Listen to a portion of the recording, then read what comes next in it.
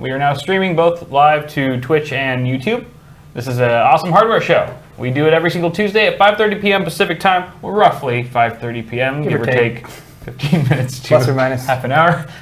The stream is streamed in its entirety to twitch.tv/awesomehardware. We also split it up into two halves on our respective YouTube channels this week. The first half was on Paul's channel, youtube.com/paulshardware. You can find that in the link below my YouTube player. And right now we're going to start off my half, which should take roughly half an hour to 45 minutes. Then we'll kick it off to a little after party afterwards. That's why it's called after party.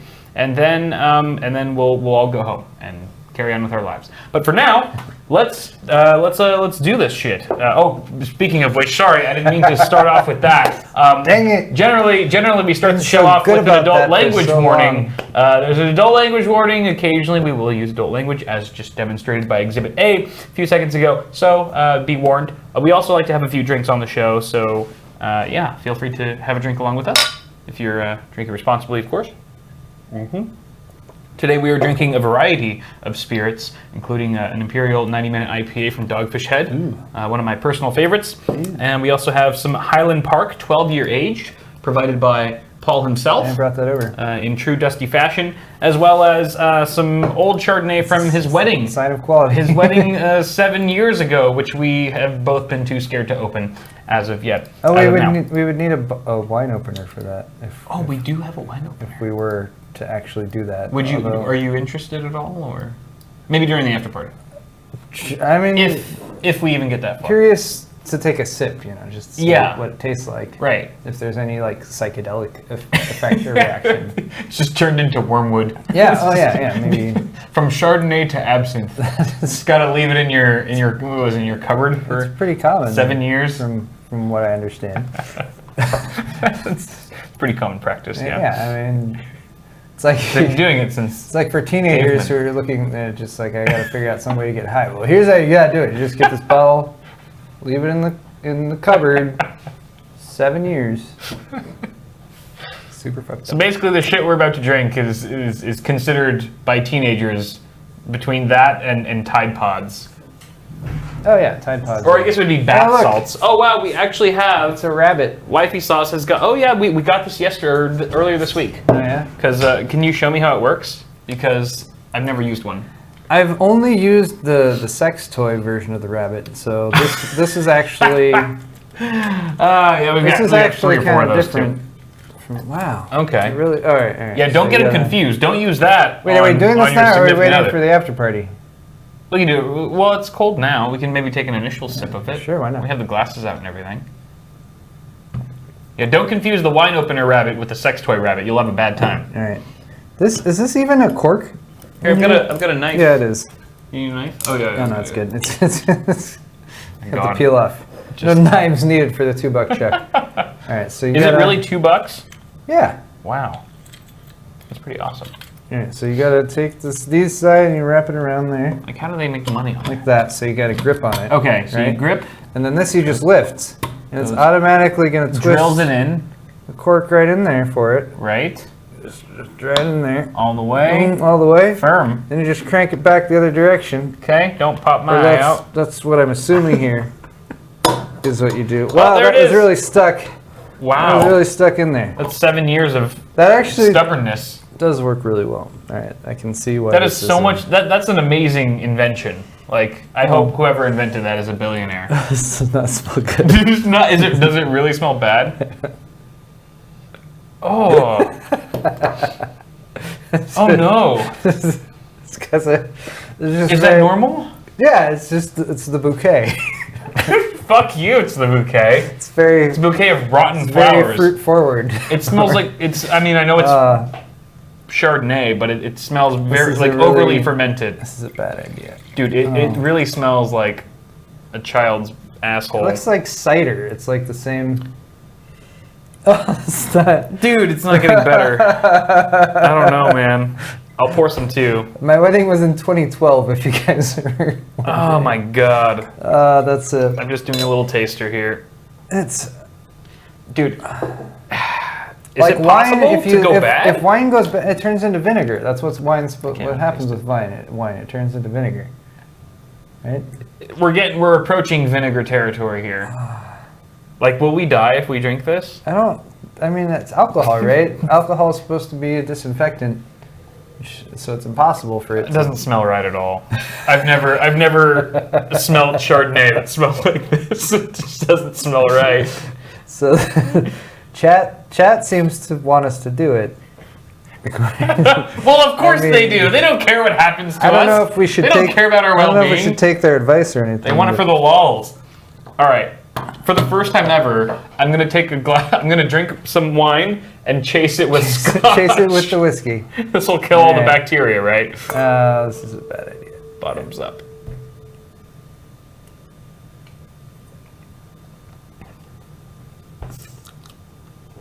It doesn't taste sour, but it doesn't taste good. It does not taste good. It tastes like cardboard. Oh, that's gross. No, that's very bad. Did you drink more? Yeah, I had to get a second taste because I still had some scotch in my mouth and some beer. No, that's not. It's not like. It's just not good. You give me some scotch. Yeah. Gladly. I gotta clear. Just very small. Here you go. Just take your time with it. Take your time with it. You don't got to do it all in one sip. That was rough. I mean, it's not like spoiled milk where like you got to immediately spit it out, otherwise you'll lose your mind. But it is not pleasant at all. Your videos. I was just about to switch that right now, as you saw it. On top of that. As you said it. Bada bing, bada boom. It is now public. You're welcome. Totally on top of it. Oh, but there's like an aftertaste.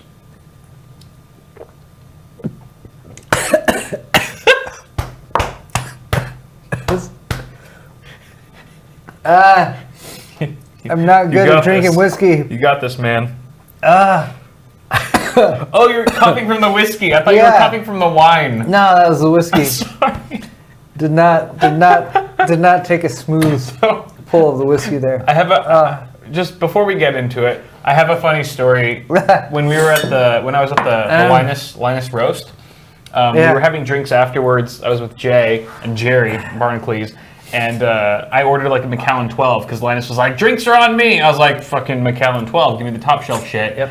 And Jay was like, I'm a distinguished gentleman. I like scotch. Let me try it. And like he tried it. He's like, oh my god, it tastes like fucking gasoline. Like I don't know what he said, but he some analogy like that. And I was like, no, dude, this is like classy stuff, man. This is good. And then Jerry was like, all right, well, let me try it. And then Jerry tried it. He's like, yeah, it's grade A gasoline, man. It's grade A gasoline. And like literally everyone I gave it to just hated it. They're like, this is the worst shit I've ever had. Turns out, like a week or two later, Jay went to his like really like upscale snooty Scotch guy who knows everything about Scotch. He's like, yeah, this guy, like my friend was handing me this Macallan 12 the other day, like, and it was just like we were all like passing it around saying it tastes like motor oil, and the guy was like, Macallan 12.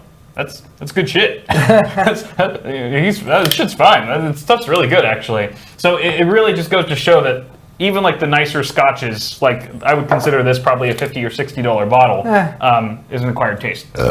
Thank you for showing me how to use that rabbit, though.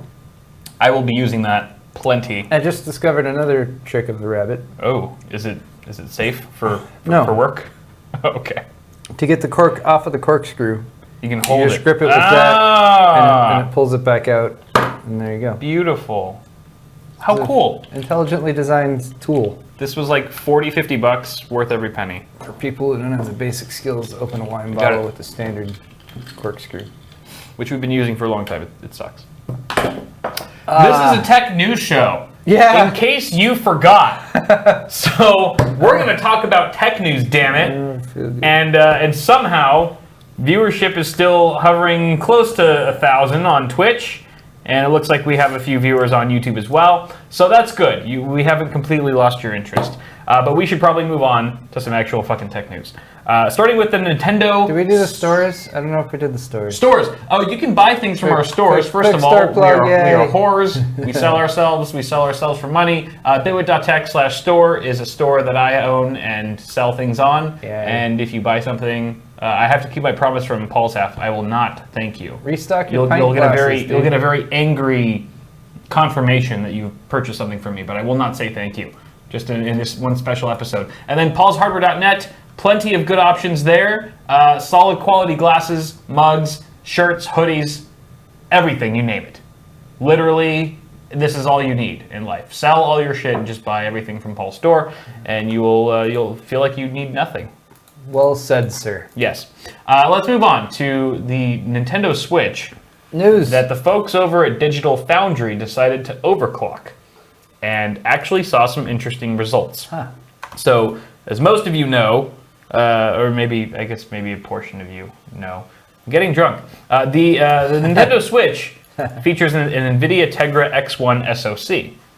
And with the SYS CLK homebrew tool, Digital Foundry was able to overclock the CPU from 1,020 megahertz to a whopping 1,785 megahertz. That's really crazy, actually. That's like almost 100%. Actually, that's technically 790 something percent, or 700 and something percent. The GPU was overclocked marginally from 768, actually still a really nice bump, 768 to 921 megahertz. And they found a variety of behaviors based on which game they were playing due to these overclocks. For example, I'll give you the good stuff first. Okay, Dragon Quest Builders 2 saw an FPS bump of 40%. Oh. 40% bump on Dragon Quest Builders 2. Mortal Kombat 11 is a game on Switch that is locked at 60 FPS traditionally, but it's been known to drop below that and dip below that frame rate pretty often and quite significantly at stock frequency settings. However, when overclocked, it did a lot less so. And so you were able to get a more consistent and fluid 60 FPS gaming experience. In Doom 2016, which has been notorious for having bad frame pacing issues, that was corrected actually quite a bit by overclocking both the CPU and GPU. That was on the good side. Some games saw no benefit, like Saints Row the Third, Breath of the Wild, the Zelda game, due to a bottleneck of memory bandwidth, actually. So even though you can push the frequency of these clocks on the CPU and GPU, you just can't really leverage that unless the memory bandwidth can keep up. So that is capped at 1600 megahertz, and there's very little to no wiggle room on that. Now, like overclocking anything, there are trade-offs. You don't just get good performance for nothing. There is a fee that you have to pay, generally in the form of heat and noise in some cases. If there's actual say rupees. Rupees occasionally, depending on the country you're in. But the temperatures actually went from 60 degrees C, running stock, to 67 C. With the CPU and GPU overclocked. Less so when one or the other was overclocked, it was like 64C. So a rise of 7 degrees Celsius, and I don't believe there's any active cooling in the Nintendo Switch, so you're just relying on passive cooling at that point.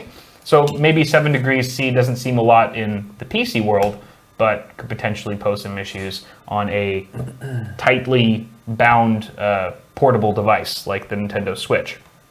Power draw. Also, if you're holding it, Yeah, you're just cupping it and you're grabbing your hands. Like, body heat is definitely an issue there that you don't really think about, or isn't really an issue with PCs.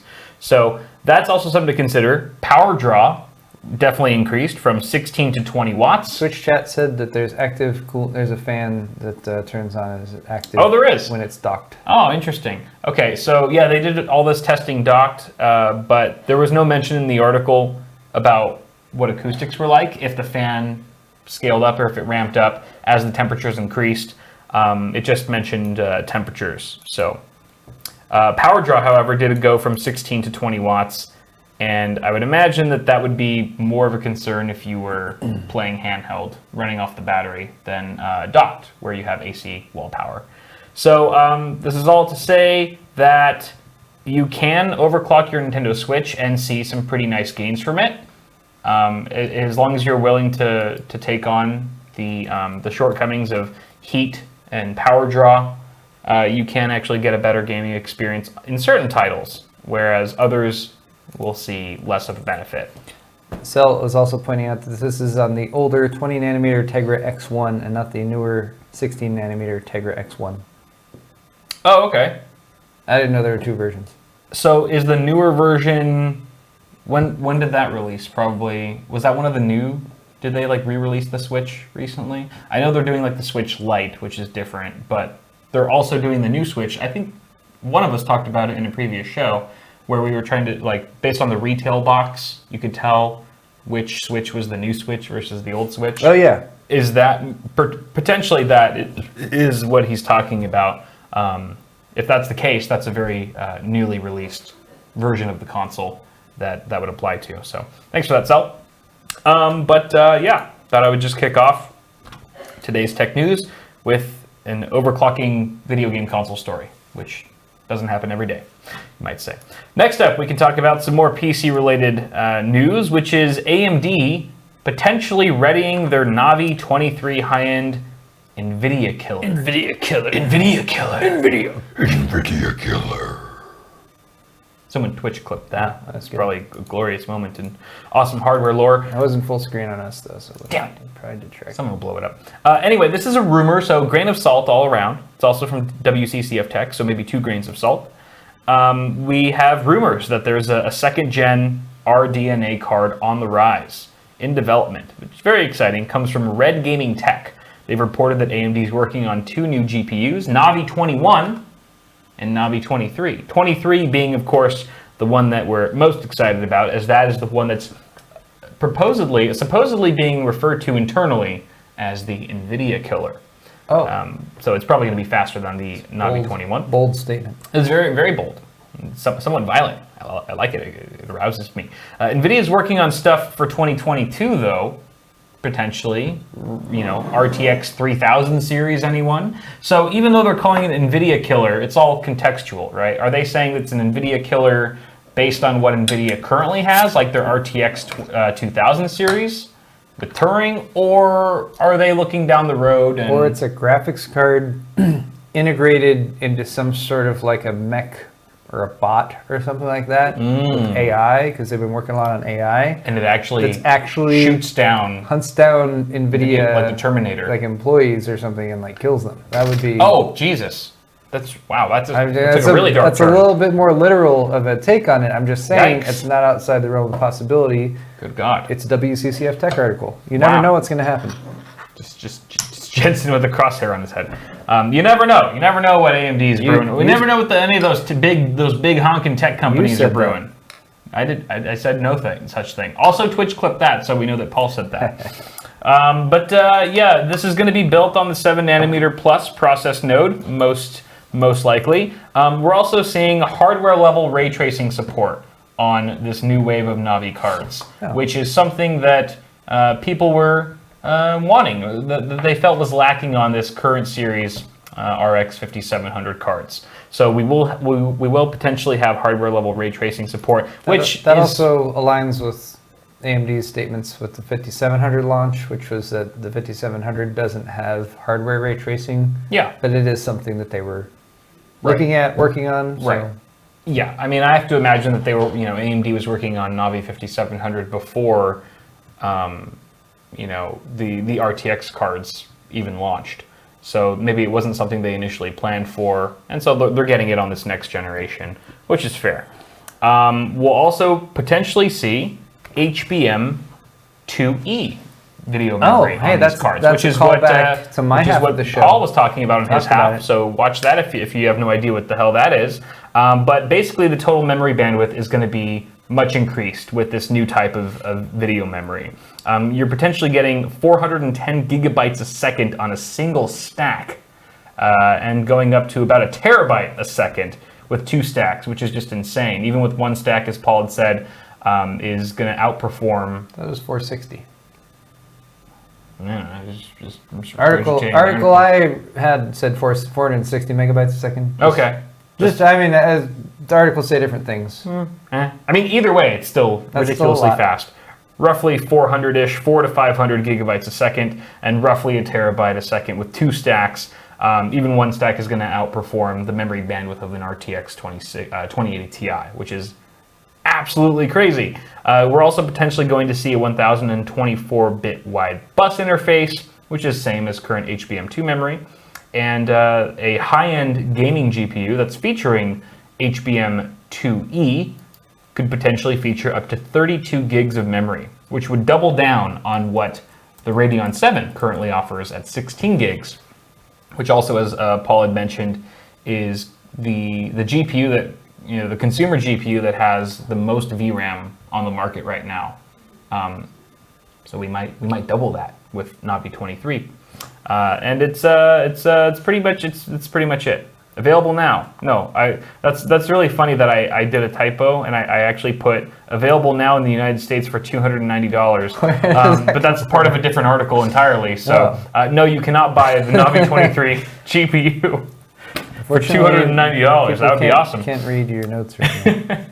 So that's exciting stuff. I'm pretty pumped to see what AMD brings to the table in terms of high-end GPUs, because that's really where they've been lacking in terms of, that's the one area where they haven't really stuck it to NVIDIA. I feel like in the mid-range here, now that, I feel like right now the mid-range of GPUs is really where the high-end GPUs used to be. Because, if you look at like an RTX 2060 Super, like even just a year or two ago, that's considered like a super high-end GPU. But because NVIDIA is just slaying Queen, with like RTX 2080 and 2080 Ti levels of performance, RTX 2060 Super, well, that's considered mid-range now. So now it's a completely different story when we say, is AMD going to compete with NVIDIA in high-end?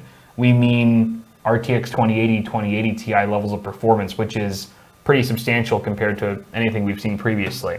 It'll be interesting to see how that all stacks up come 2020. But for now, let's move on to the next article, which is from AnandTech.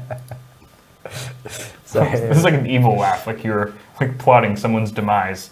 Reading chat. Oh no, are they giving me shit? No. What are they Never saying? mind. I'll Okay. tell you about it. Okay. ADATA has expanded their XPG SX 8200 Pro range with a 2 terabyte model. This is, of course, their PCIe Gen 4 NVMe M.2 SSD. And it's now going to be updated with 2 terabyte capacity. This is a version of their Gamix S11 Pro, but lacks the aluminum heat spreader in order to be more compatible for laptops. It's using a Silicon Motion SM2262EN controller, which has 8 NAND channels, 4 ARM or ARM Cortex R5 cores, NVMe 1.3 LDPC, ECC, RAID engine, etc. So now we're starting to see a lot more PCIe Gen 4 NVMe drives with different controllers than just the Phison controller that we've been seeing previously. So it's Silicon Motion. But this is a PCIe 3.0 drive. Is it 3.0? Yeah. How did I get 4.0 in there? I don't know. Oh, son of a bitch. God damn it. Sequential writes up to 3,000 megabytes a second. That's good. Ah, damn it. I completely overlooked that. Mega fail. Okay. But all right, I'm still excited. It's still a 2 terabyte PCIe Gen 3 drive. Everyone should buy it. Let's just fake news all over the place. You guys really can't trust anything we said, particularly me. All the web of lies. I think really what it is, it's like whoever's going second, after we've had a couple drinks. Yeah, it's usually like expectations need to be lowered. A little bit sloppier. Take it down a couple rungs. But still a very robust drive. Like Paul said, 3.5 gigs a second sequential read, 3 gigs sequential writes. What is the price? If it's a good price, then that makes. I looked it up. It's like $270, $280. Okay. Oh, I'm sorry, $290. $290, which is on the low end, terabytes. which is fairly affordable for a 2 terabyte. I mean, thinking back to when I purchased my Samsung 970 Pro 2 terabyte drive. That takes me back. The 970 Back Pro. in the day, Do you remember how much that drive was when it first launched? Millions. Yeah, it was $5 million. And now I'm selling my body on the corner of West and Fifth. Yeah. It was like $1,200 Oh yeah, that's for a insane. 2 terabyte PCIe Gen 3 NVMe drive. And I now got it's I got $300. the Intel 750 series 1.2 terabyte. really early yeah. because Intel sampled it for Right. me, and that was like 12 or $1,300 at the time. For so that. crazy. Yeah, It's absolutely insane how it's how much the nice. price has dropped for NAND. it's so good. You can love get. it. And what I really like is that NVMe drives have come down. Like it used to be like if you're on a budget, Yeah, $50 for a SATA 500 gig class drive. right. Now for like $5-10 more, you can get a about pretty the solid same. NVMe drive. About the Not same. the high-end NVMe drives, but the ones that are around the 2,000 megabytes per second read and write Still performance, maybe a little bit less than the totally rate. fast. And But still, yeah, like 4 times faster than SATA drives, Yeah, and not very much more money. So right. 1 terabyte drives in the like $100 to $120 range. Mhm. So that's cool.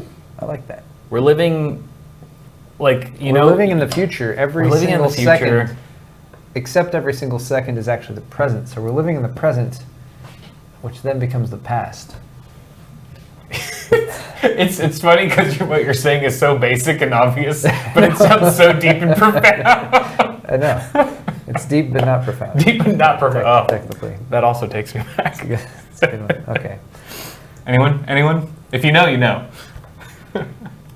Deep but not profound. Yes. All right. Let's move on to I guess a mini segment within the tech news segment, which is just exploring the RX 5700 series custom lineup. Oh. So these are custom add-in board partner variants that I just saw popping up all over the place. They're starting to reveal themselves. There's obviously been some talk about the reference design on this series being hot, noisy, and other things that you would potentially expect from a blower style design. And now custom board partners are releasing their versions, and everyone's wondering which one to get.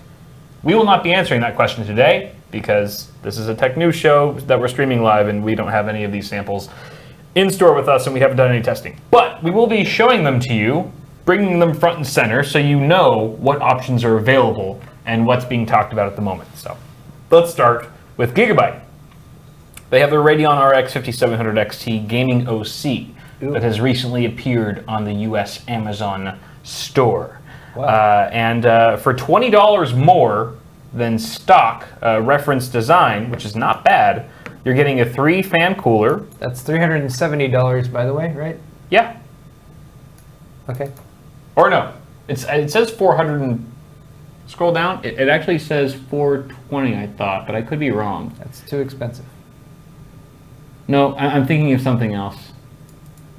It did say $20 over. Oh, 420.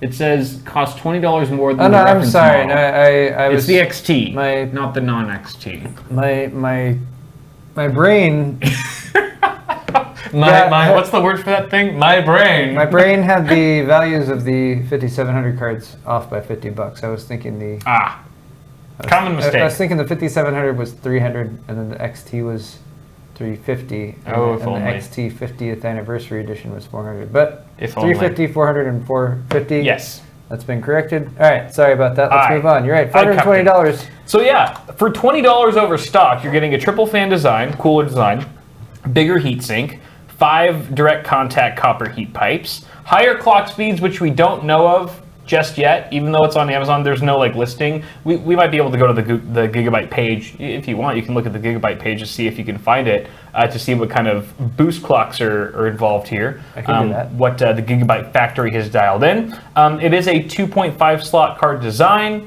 and we are getting an 8+6 pin power connector configuration here. There's a bit of RGB on the side, which is like the vanity side that you'll see in most builds. It's very subtle. They haven't gone crazy with the RGB here, which I appreciate. And the rear I/O is pretty, it's referenced. It's 3 DisplayPort 1.4 and 1 HDMI 2.0B. Do they have it listed? Not really. No. So for whatever reason, it's on Amazon, but not on the manufacturer's page, which is kind of bass-ackwards. Gigabyte must just have really bad SEO or something like that, because I can't see their product page for this at all. Weird. No. Anyway. At any rate, I'm a big fan. I'm a big fan of the Gaming OC Search model. the model number. That's what you look. I do like the Gaming OC card. I like it because it's sleek, it's clean, it's a relatively, it's not very bulky. It's not very bulky, but it stays very cool from my experience, at least on different GPUs that I found compared to competitors. Cooler designs. But this looks to be slightly thicker. It's a 2.5 slot. And correct me if I'm wrong, Paul, but other gaming OC cards have traditionally been 2-slot. Yeah, like I had a 2080 Ti gaming OC. And it was 2-slot, not 2.5, right? 2-slot, 3-fan, yeah. So potentially it might be safe to assume that the RX 5700 XT is generally running hotter than say a 2080 Ti, which speaks to the power efficiency of NVIDIA's cards. Otherwise, I can't see a reason why Gigabyte would retool their gaming OC Shroud to make it 2.5 slot. And by that I mean, make a thicker heatsink as well. There might be a reason why XFX has an RX 5700 series card called the Thick 2. Thick double C. 2. So yeah, that's the first contender there, eh? What am I, fucking Canadian? The Asus RX 5700 XT has been reviewed. It looks like the embargo lifted for that recently because all the sites are talking about it. Why can't I see this? This is the Strix model, Asus ROG Strix RX 5700 XT. It has a fully custom PCB, triple fan cooler design, 2 8-pin connectors, so it actually has more demanding power connectors than the gaming OC from Gigabyte. I'm not showing anything that you're talking about right now. Oh. Hey, I'm still obsessed with finding the product page for Gigabyte. That's good research. I was getting closer. I was using the site denominator thing for. You're doing like your Newegg hacking thing. Yeah, site:/gigabyte.com. I found a couple landing pages for their other, like there's this page. Huh. Which is, that's a news page. I don't know. Oh no. Not there. What's the rest? Anyway. All right, let's talk about the Asus one. ROG Strix, Radeon. So, this is another triple slot card. Look how big that cooler is. Yeah, it's a thick boy. It's a thick boy. Custom PCB dual BIOS mode, which is nice. It's got quiet and performance modes there. The game clock frequency is rated at 1905 megahertz, which is really fast. Wow. That's well over stock. Pretty exciting. Yeah. Same I/O as Gigabyte's gaming OC card, so pretty reference there. It has RGB lighting, of course, and a fan and LED connector. I think that's at the end of the card, or I guess at the front of the card, where you could connect an RGB strip or a PWM fan, which we've seen on previous Strix models. So this all around feels like a very premium card, and bear in mind I couldn't really speak much about draw any conclusions about the Gigabyte card because it was just an article that it had launched on Amazon. I think this is this is a full-on review. Fan and RGB connector. Yeah, it's got several PWM connectors there, and I think that's a 5-volt RGB connector. But this is an actual review of the Asus Strix model. So, and what they've said is it's a terrific product, and I quote, a terrific product, and it actually received the Guru 3D Recommended Award. So, all right. They seem to really like it, and Asus usually does a really good job with their ROG Strix cards. They're generally well received across the board. So, it's nice to see that this falls into that category as well. Let's move on to the MSI offerings. Now we are scaling down here. This is the 5700, RX 5700 non-XT. Oh, that does say XT. Never mind. Yeah, it does. Fuck everything I say. So this is, I guess, the 5700 XT Wake, Evoke, Wave. Sorry, I didn't say Wake. Evoke. Why can't I speak? What? I'm being possessed. Evoke, Wave. This is the most. Whoa. This is the most random GPU that I least expected from anyone. Why? What? I don't understand it, but I don't hate it. I don't love it. I'm just confused by it. It's got this weird kind of goldish, mustardy shroud. Yeah, like wraparound. It's kind of like a light gold. I thought it was a sapphire card at first. Oh, it looks very much like, it reminds me of a sapphire card because it's just sort of sleek and doesn't really have It's just like a shroud. It's like really smooth all around.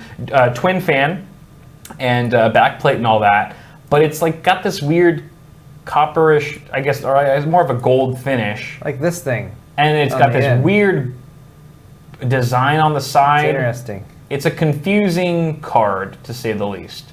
But Not sure how I feel about that. yeah, it'll be interesting to see what they price this at. It's got that reach around backplate. Reach around, baby. So, And then a bit more traditional looking is the Mech OC. Mech OC. Baby. That's a standard 5700 non-XT. That is the non-XT that I was thinking about. And this looks just like a black Ventus, more or less. Standard ass MSI card. Yeah, but I actually like it way more in Oh, black. Nice clean black backplate. Black plate. No. Black backplate. We got to coin that. We got to Black trademark plate. that and just say it until Look at that it black prints plate. into everyone's minds. So yeah, this is a bit more standard of what we've come to expect from MSI. This has a 8+6 pin. Actually, both cards have 8+6 pin power connectors, and that is It's good. that is It's very good. That is good. Video cards. We have one more though, the Sapphire RX 5700 Pulse, which I have not done any research on, and have simply linked you to Steve's Gamers Nexus video, so that you can all watch his in-depth coverage Did he, and review. did he recover from his LTX illness? I don't know. I hope so. I don't know if this was shot before or after LTX. Probably after, but he looks back in action. Oh, that's good. He looks sprightly as ever. There's the card. Look how much taller it is than the. Look how much better their B-roll's getting. It's looking really good too. There's depth of field there. Yeah, right. It could be a bit more in focus in some parts, but I'm just saying, like the effort's there. Like they're carrying I think more. they got a different lens. I think was what happened there. It seems like they're caring more about the B-roll, which is nice. Okay. But very extensive review from Steve, from the likes and dislikes. I haven't watched it personally, but yet. But the likes and dislikes ratio says that it is good video. Steve does really good content. If you're curious about this card, you should hear him talk about it, because I know nothing about it. I didn't watch the video. No, I didn't have 30 minutes to watch a video in preparation It's only 20, for this friggin' show. It's 27 minutes, Kyle. Yeah, right. That's valuable Let's time. let's analyze some more of their B-roll. That's what we can do. Yeah, exactly. At a moment's glance, Look at that. I can be like, that's a good shot. Got Yeah. the card rolling in the background. What Steve is saying at this point in time during the video, I have no fucking idea. No clue. Not It's a clue. like here, it I'm sure seems- it's good. I'm sure it's really Seems good awkward, stuff. like the camera's not moving right now, and then it starts moving. That's jarring to me. That's awkward. They should have cut that right after the camera. Oh yeah, let's just started review moving. the cinematography. I mean, because that's what Gamers Nexus is all about, is like making Yeah. shots look good. Yeah, So they got the lens flare. I though. like the flare. The lens flare's there. That is, But had they started the not shot bad. a little later? yeah. Obviously using some natural light coming in through the window there. I feel like they could have color corrected a little bit more. I feel like it's looking a bit It's more a washed little out. blown out. It's a a little bit blown out here. kind of like our stream. So you Yeah. know, takes one to know one. Alright. Who would know better than us? You know, it's a really long shot. Like my eyes are bored at this point. Let's see Steve again. It's a 27-minute video, Kyle. I They get- have plenty of time. Can for I get all the more? B-roll. No, I want more All- Steve hair. All the B-roll. Give me that Jesus hair. Oh. All right. At any rate, Oh, they have a dolly shot, really? they got a fucking dolly shot. Look at this dolly shot. What channel is this? Harvard fucking Canucks? Look at that. Jesus!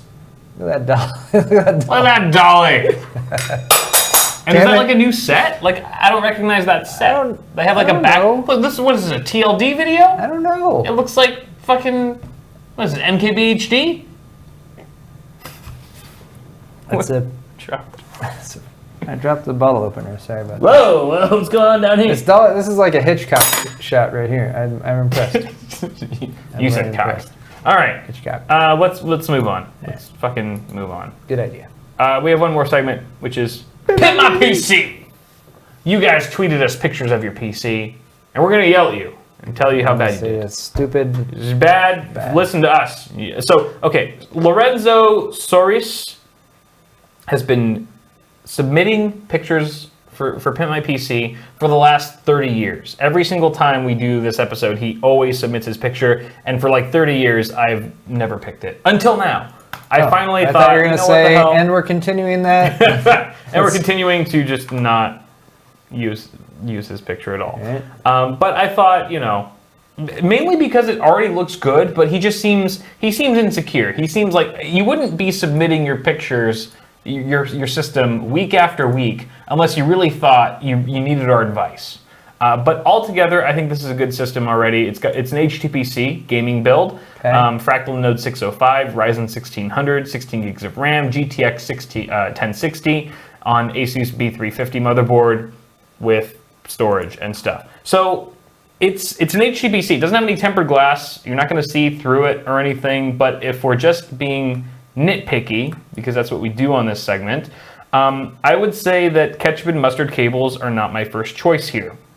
If you're the type of person that's like, even though no one else can see what the inside of my computer looks like, I know what it looks like, and therefore I care about all these unseen items in my build, then I would go for a fully modular, maybe an SFX power supply. You can get an adapter if this case doesn't natively support one.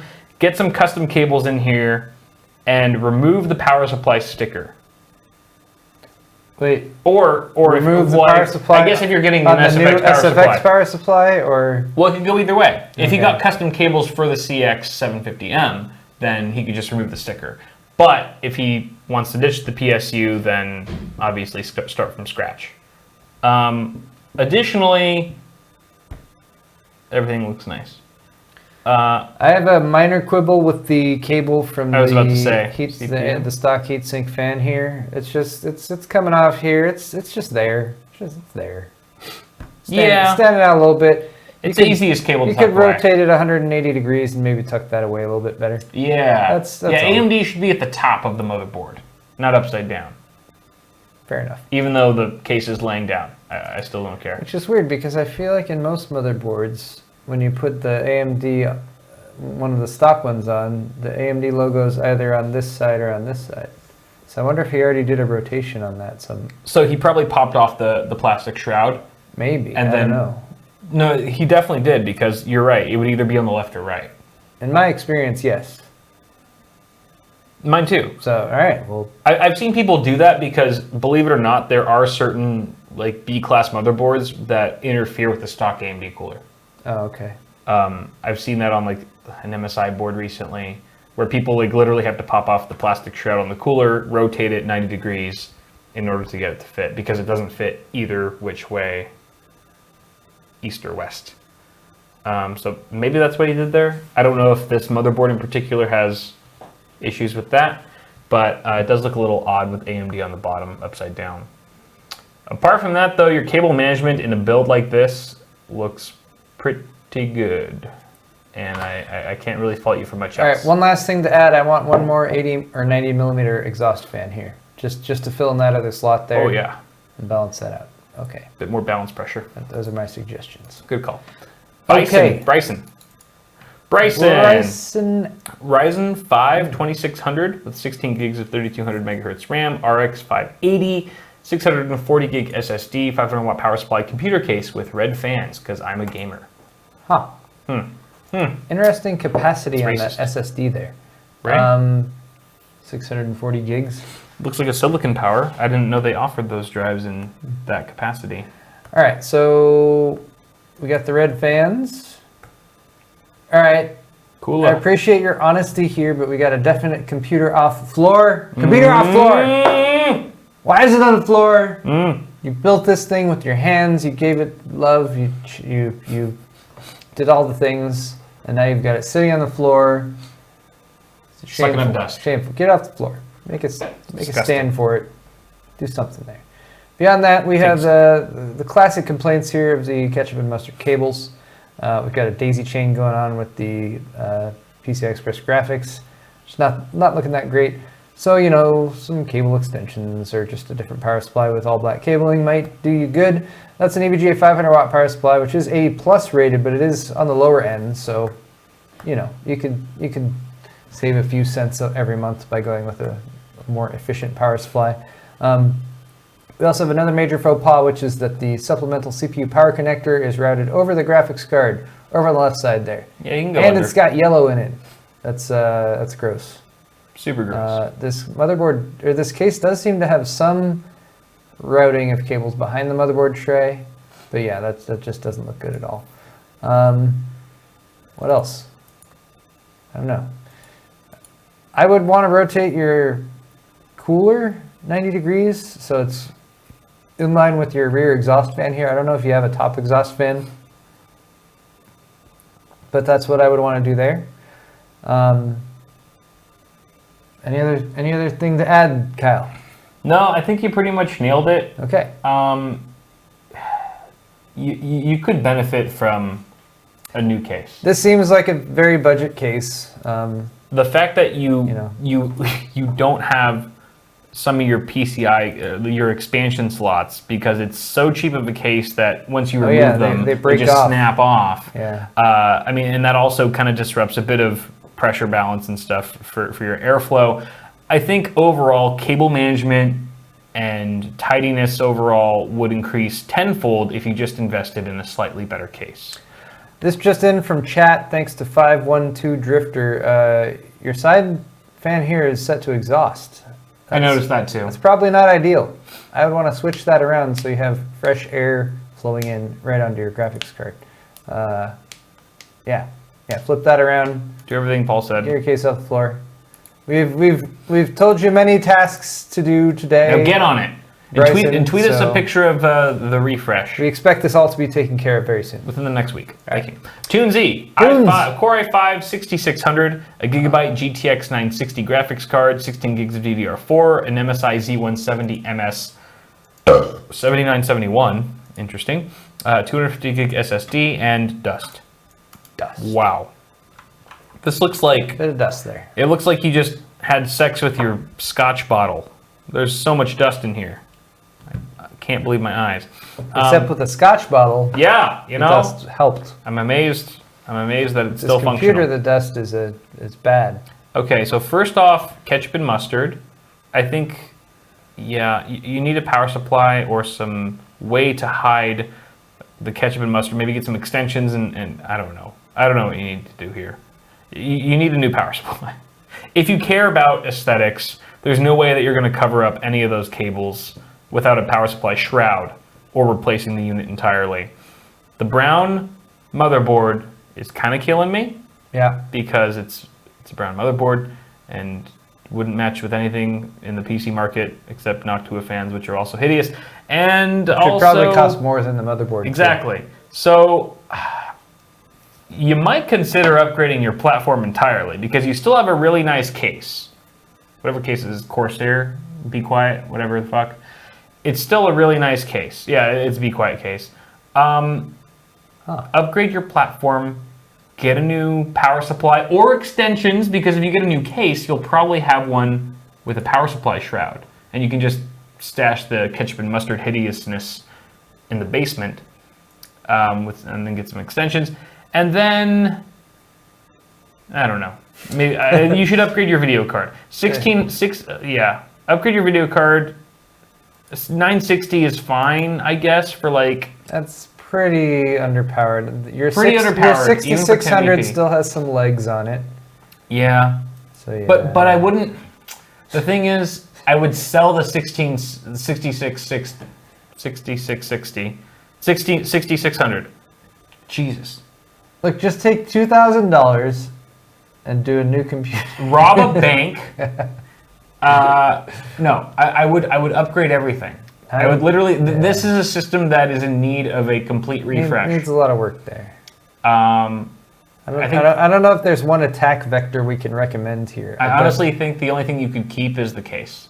And even then, this looks like a pretty airflow limited case because of the front there. I mean, there's one fan there and it's got a ton of metal in front of it. Yeah. This is just upgrade everything. You could probably sell this for at least $10 and put that towards a new build. It's a great recommendation. Aren't you glad you submitted your PC? Such great advice. Glad. All right. Franklin B has a 7600K Arctic Freezer 7 Pro cooler. ROG Strix H270F motherboard, Rip Jaws 5, 16 gig RAM kit, WD Blue 3 terabyte hard drive. No SSD? What? All right. GTX 1060 6 gig, a Supernova 650 watt power supply, and a Corsair 100R case. All right. Yeah. There's no SSD in this system. Get an SSD. Get an SSD. Get a freaking SSD. Get a fucking SSD. like seriously, you will thank us. You'll be like, I can't believe I lived running off of a hard drive that long. But yeah, when you have your operating system on a hard drive, like Windows load times, like loading up Chrome or like a browser, like it sucks. Anyway, before anything else, get at least a 256 gig SSD. If not a 500 gig class one, you should be able to get one for $50. Yeah. Load your operating system on it. Switch your 3 terabyte hard drive to supplemental storage. Beyond that, though, you got a pretty decent setup hardware wise. I think you've got a good power supply. You got a solid processor. A little low on the core count, but if all you're mainly doing is gaming, the 7600K is still overclock that sucker. Very viable and overclockable. I'm not a huge fan of these little Arctic coolers. I mean, they're probably like a little bit of a step up over stock, but they're not awesome and they're not that great aesthetically either. So that's potentially something you could upgrade, and maybe even give yourself a little bit more overclocking performance if that's something you're dabbling in. Yeah. They're not terrible. Like I said, they're better than stock. It's better than stock. Definitely. So get an SSD first. Cable management is adequate. Not blowing me away or anything, but there's nothing horribly wrong. Like your USB 3 in that one picture, like you could have routed that within one of the cutouts as opposed to around the edge of the motherboard tray. Which one? The like sort of 45-degree side profile. Oh, yeah. Yeah, like just to tuck it away a little bit more, you could have routed it through the cutout. That's a stupid cable, though. It's a stupid cable. I hate that cable, but that's why you have to try a little harder to route it cleanly. And everything else looks pretty good. It looks like there's some cable coming off of your CPU cooler. Maybe that's the fan. Oh yeah, it's the fan cable coming off your cooler, which is, coming from the front of the case, so it's very obvious that it's there, which isn't great. But replacing that cooler entirely, as Paul suggested, would probably solve that. Probably the way to go. And I don't think you would, with the current hardware, you probably wouldn't need to replace your case as long as you, I don't know. Yeah, as long as that's a decent fan. Decent fan. I feel like you're trailing off, Kyle. I am totally trailing off. It's fine. I don't know about this case though. Like, what is the front panel like? And is that really the only ventilation that's coming through it is on the side? Sure. Because if that's the case, it looks like nothing. It looks all those slots right there for air to go in. They looks like a lot of slots, but then you look and there's like tiny little mesh holes that are just to catch the barely dust. existent. You're right. There's probably better airflow case options that are out there. And if that's the only fan, even if you have two 120s in there, I'm a little concerned. Doesn't he have exhaust fans on the top? Are these 120 exhaust fans? Yeah. So I don't think you're suffering for airflow in here. I don't know. Yeah, he's got, those are intakes. They're set to intake. He's got two top fans set to intake. Interesting. So that's where he's proving you wrong, Kyle. He doesn't need this shitty airflow from the side intake, dust filtered front panel. He's got intake coming in directly from the top of the case. Well, yeah, but does he have dust filtration at the top of the case? Who knows? We can't Probably tell not. because we don't have a picture of it, so we can't make an assumption either way. I wouldn't think so in a case like this. So you're just getting a shit ton of dust. Maybe that's why. No, this isn't the guy who commented. He's taking your advice, Kyle. Stay positive. Stay positive. No! Positive pressure. No! He does have two fans at the front, which I guess is better than one, but maybe a new case would be good too. All right. Thank you, Franklin. Let's move on to our last one more from victim, which is Victor. Victor, the victim. R5 3600X. 3000 series. 16 gigs of DDR4.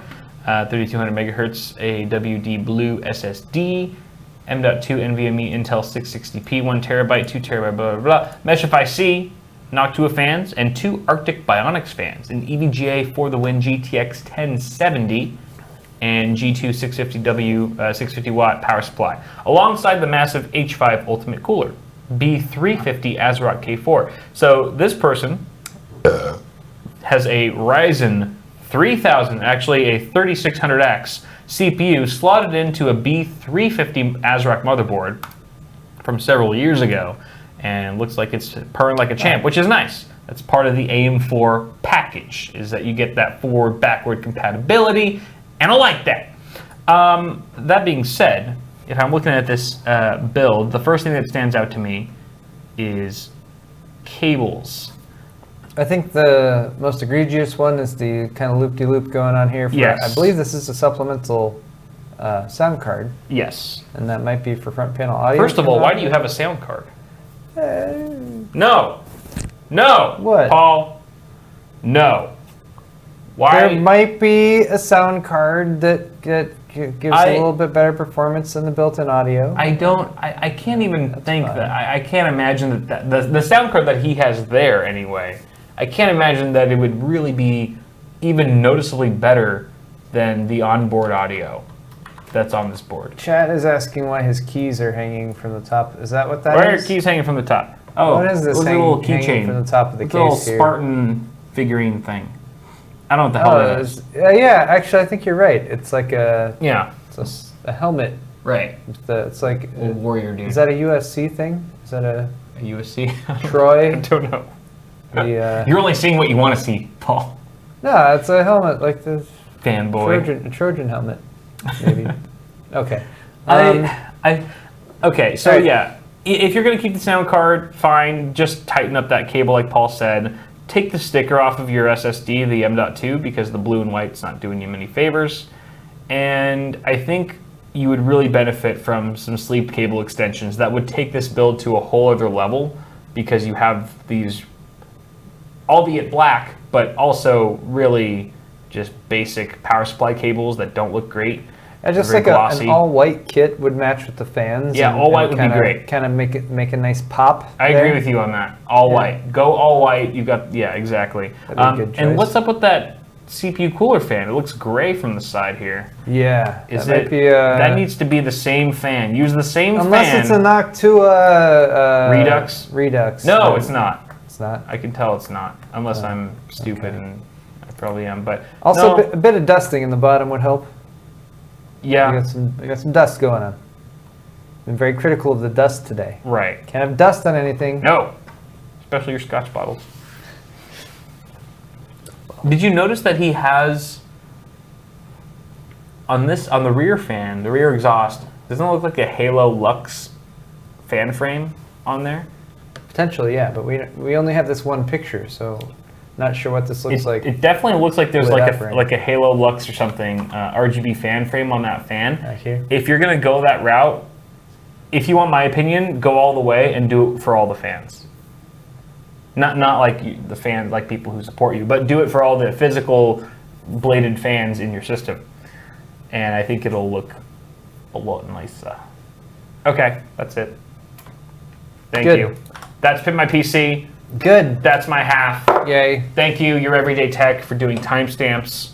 We love you. We appreciate you. And everyone else sucks. No, you guys are awesome. I guess we're going to do after party now. Yes. We're going to answer donation questions. We're going to shout out Johnson's. I'm going to not thank you for buying anything from my store. I'm gonna play Overwatch. And we're going to play some Overwatch. It's fun. See you in a bit. All right. Bye, guys. Meow.